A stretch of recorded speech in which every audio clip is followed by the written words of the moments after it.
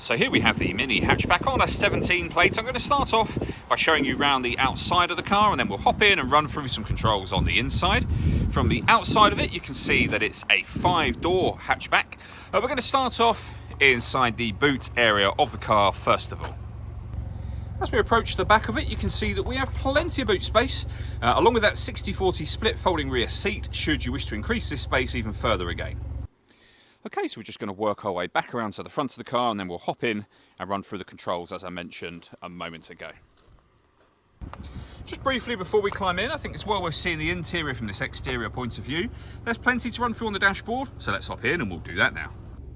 Okay, now that we're inside the car, we're going to start with the dials. We have the rev counter on the left, the speedometer in the center, and the fuel gauge over on the right hand side. We also have a digital readout for the speedometer there. You can change that information should you wish to, and now you can see the total miles for the car, which are 39,904.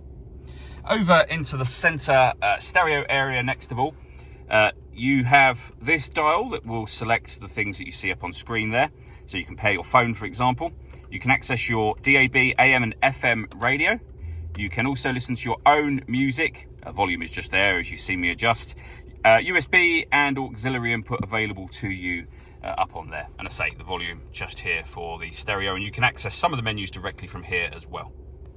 Working our way down from that, we have the air conditioning. You can determine the direction of the air, the fan speed, and of course the temperature. When you're happy with those settings, your air conditioning is on at the minute, so that's off, back on again. You can recirculate the air that's in the car. That's a great way of heating it up or cooling it down quickly, depending on the temperature you set here. We have a heated rear screen as well.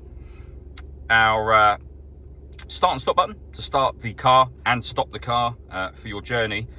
So the main start and stop button. This is stop and start, which is a different thing altogether. This car is designed to cut out when it's stationary in traffic to save you fuel. You can turn the system off, and it is off when that light shows. We also have our traction control here as well. 12-volt charging socket, auxiliary and USB inputs, and then a 6-speed manual gearbox. All that leaves me to say is thank you for taking the time to watch this video. If you'd like to come and see the car for yourself and have a test drive, please feel free to give us a call here at Surrey Specialist Cars.